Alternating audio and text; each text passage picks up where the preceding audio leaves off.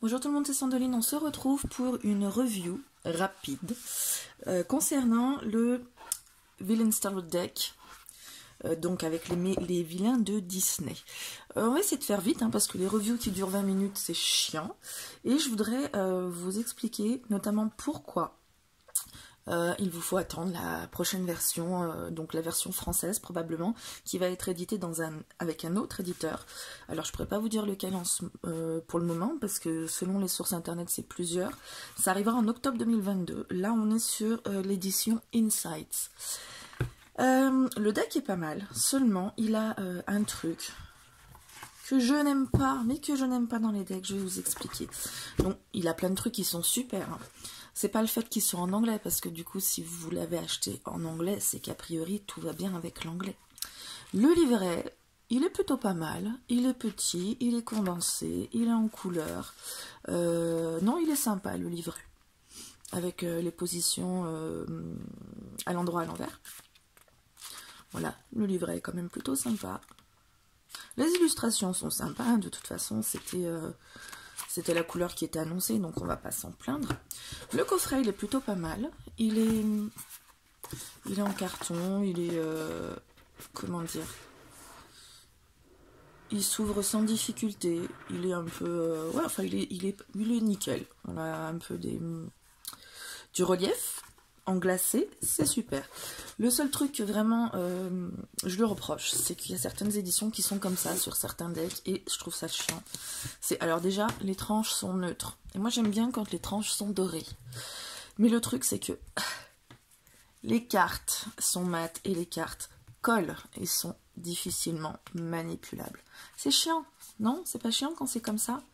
Donc du coup, voilà, je vais le retourner. J'arrive pas. Vous voyez, alors peut-être qu'en le manipulant ça va un peu mieux, mais non, c'est le truc qui est chiant. Et en général, quand ils sortent une nouvelle version ensuite d'un jeu, les coffrets sont vachement améliorés. Les cartes sont peut-être passent du mat au mince au glacé et au brillant, voilà, pardon. Et du coup, ça va beaucoup mieux. J'ai pu le voir avec certains oracles, avec certains jeux. Donc voilà, pourquoi je vous conseille d'attendre la nouvelle version. En attendant, je vais quand même vous montrer les cartes parce que elles sont assez sympas. Et puis, il y a quand même un autre truc qui me dérange dans certaines cartes. Mais bon, ça, après, les illustrations seront toujours les mêmes sur une nouvelle version. Et c'est pas bien grave. Franchement, ça reste super sympa au niveau des illustrations. Je vous les montre en même temps que je vous parle, parce que voilà, on va pas y passer. J'aime bien vous faire les trucs genre en 5 minutes, si c'est possible d'être en 5 minutes sans trop speeder, vous voyez. Parce que moi j'aime bien voir tout de suite le jeu, à quoi il ressemble, l'unboxing, on a le carton, on déballe tout. Je trouve ça un peu... je trouve ça long en fait. Pas vous? Voilà, donc les cartes sont... c'est une illustration qui est assez originale, c'est des dessins qui sont plutôt, je dirais, anguleux. Comment dire? Moi j'aime bien les dessins tout en rondeur, tout doux. Là on est plus dans du dessin dynamique. Les traits sont moins fluides que sur d'autres illustrations, mais bon, c'est un genre, donc je trouve c'est sympa aussi. Voilà, l'étoile. Ah purée, vous voyez, ça accroche vachement. C'est chiant. Et ouais, c'est le seul truc en fait. C'est le seul truc, et c'est des choses vraiment qui me gavent dans les jeux, pas vous. C'est le truc qui fait que c'est... Enfin, pour moi, c'est rédhibitoire. Et c'est bien dommage parce que ça, tu peux pas le savoir tant que tu l'as pas en main. Parce que les reviews, en général, elles sont super positives. Non? Alors, c'est pas que je veux descendre le jeu. Parce que il est vachement bien. Regardez, l'as de bâton, je le trouve super bien pensé. Mais ouais, je trouve que les reviews, ça dit beaucoup de choses super sympas. Ou en tout cas, quand j'ai des choses comme ça, moi, qui me plaisent pas dans les jeux, j'arrive pas trop à trouver dans les reviews. Oh, purée. Ces précisions-là. C'est bien dommage. Ah, ça colle. Enfin, ça colle. Non, ça colle pas, ça glisse pas, en fait. Voilà.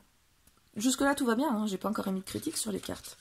Voilà, j'ai un peu du mal quand il n'y a pas de personnages, mais là encore ça va. C'est vrai que tu peux pas mettre des personnages sur toutes les cartes. Mais en fait, c'est quand tu vas arriver, là tu as l'impression que les illustrations se passent bien. Mais quand tu vas arriver, là tu commences à lire, enfin tout est bien pensé, je trouve. Alors, pas forcément des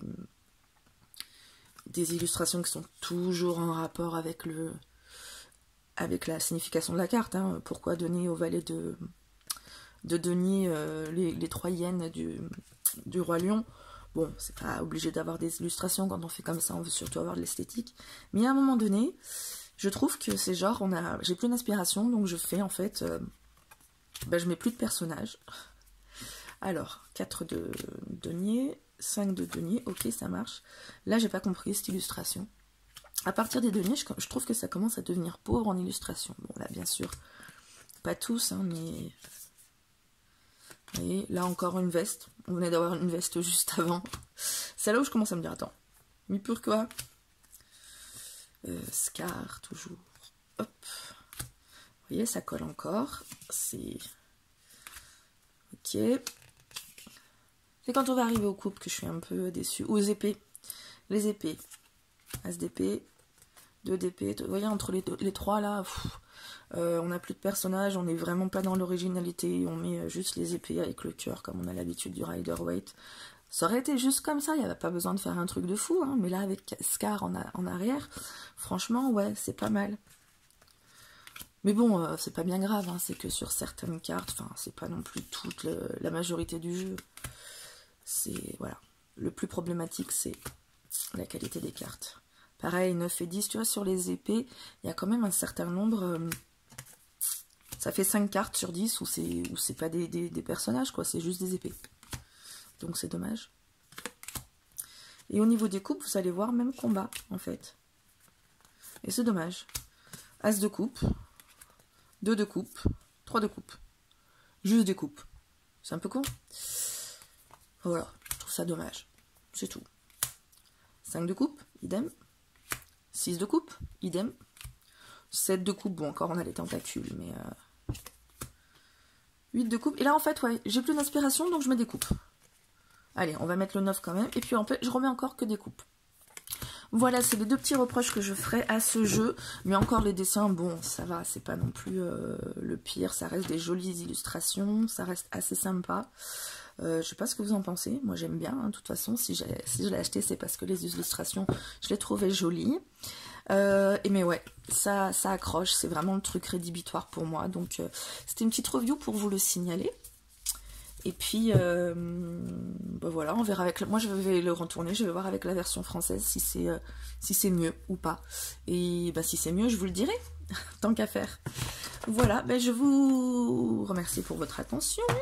Je vous souhaite un très bon week-end, parce que c'est le week-end, hein, mais bon, c'est intemporel, donc un très bon comme vous voulez. Je vous fais plein de bisous, puis je vous dis à très bientôt. Bye bye.